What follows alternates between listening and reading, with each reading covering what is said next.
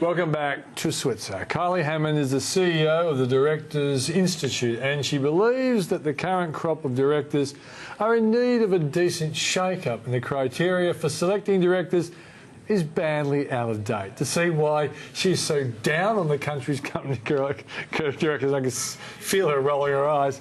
Kylie joins me at the desk. How are you, Kylie? Hi, Peter. Thanks for having me. My pleasure. I might have exaggerated how aggressive you are towards the current crop of directors, but you do have a feeling that the process of selecting directors has been, I guess, a pretty old-fashioned staid process? Absolutely. So, look, the process for selecting board directors hasn't changed very much in not just years, decades.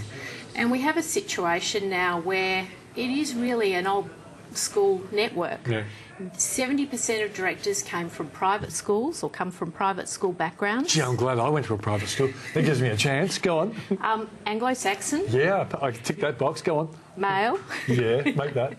And so we have a situation where women are obviously seriously underrepresented. Yeah.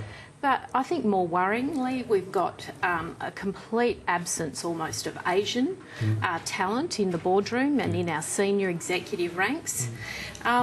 Is Asia important to the Australian economy? Oh, just a little bit. Just a tiny bit? You know, you're talking 50-60% of imports and exports to the Asian markets. And we just have a complete lack of, called the bamboo ceiling.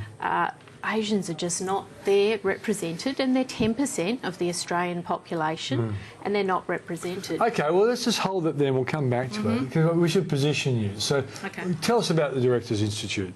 So we are the fastest growing network, business network, of aspiring and current board directors, and we have 50,000 directors registered with our business. Yeah.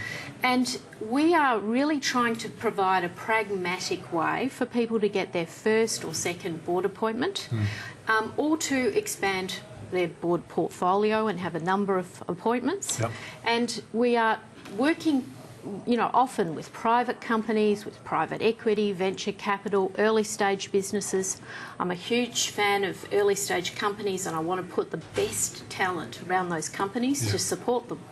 And we really come at it from a skills base. We're looking at bringing the right skills around the table, not just your chartered accountants and your lawyers. Who are valuable absolutely in certain numbers certainly on the board.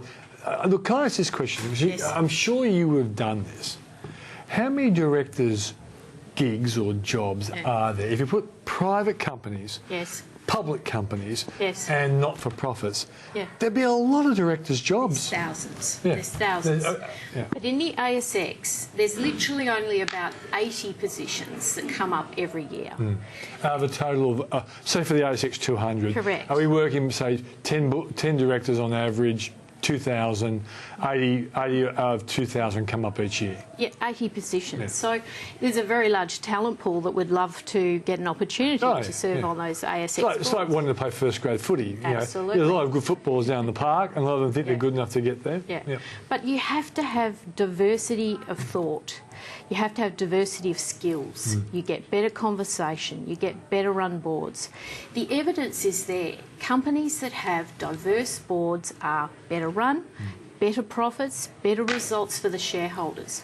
The other issue I'm really on about is that there are many directors now that do not have skin in the game. That means that we have nearly 50% of board directors in the ASX that do not own shares in the company or more than a year's worth of board fees. It opens up the question, are they there just for the board fees? Do they genuinely believe in the company that they're on the board of? But what about, wouldn't they say to you that, OK, I'm an independent director, I've been brought along... you wouldn't want to try and run that past Warren Buffett. It wouldn't go very far. Okay. He actually coined the phrase, skin in the game, because he is one of the most successful, wealthiest people on the planet, and he believes that the board and the executive team should have a stake. Their own finances should be on the line. Does it ever lead to a conflict of interest? No, I don't believe so. You think it makes you work harder to I get think you can have all the governance set up and you can be independent in your thought. We're mature adults. We've got board governance in place. You haven't seen some of the men I know on boards, but go on. Well, you absolutely can have it. I mean, when you're talking a year's worth of board fees, it's not a lot of money. But I think there should become, I think it should be legislated. I think we should have minimum subscription holdings for ASX, and, that would sort a lot of things out. I think there'd be a few people that are in it for the gravy train. I've heard some people on board saying, so-and-so's on the board because, they have to have diversity and therefore that person's on the board. Won't mention sexes or whatever. Sure. Now, and I'm also noticing that a lot of female board directors is ending up on a whole lot of boards, and a whole lot of other females are missing out. Yes. It seems like there's special female directors. Does that worry you a little bit? Oh, absolutely. So, not that they're not good, but it seems like they're a bit overused. Look, I'm very, very happy that there are women represented, but the problem we have is what we call the golden skirt phenomena, which means we have the same women appearing on multiple boards, almost double the number of men. So we have women literally sitting on 5 boards, and the same talent pool is being used. So the talent pool is very small, and they're not going outside of it, and so you don't get diversity because they've also come from private school backgrounds. They're also, investment bankers and things like that. Exactly. Yeah, I know. Okay. So the diversity's not there. Okay.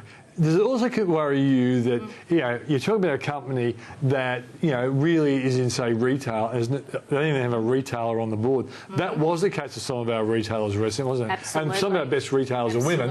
And you would have thought there should have been a couple of expert women retailers on the board. Well, it's very interesting to see what's happened at Woolworths because that is a turnaround.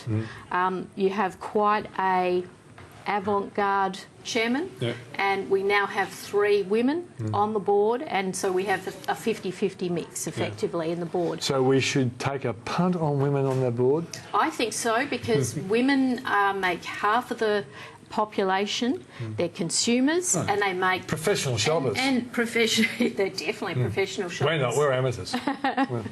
So, I mean, it does make sense. Okay. Why do people come to you? I'm running out of time, but why do they go to the Directors Institute? Because they want to add value. They want to give back. And do you teach them how to be directors as well? I'm not so much into the training.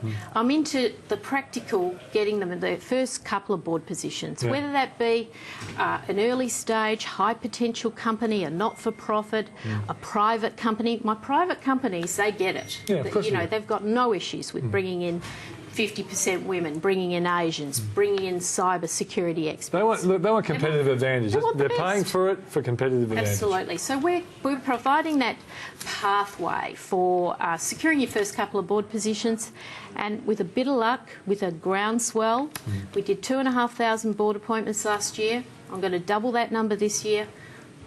We're going to get up to the majors. Okay, Kylie, great to meet you. Website, people want to go there? directorinstitute.com.au. Okay, great to meet you. Thank you so much.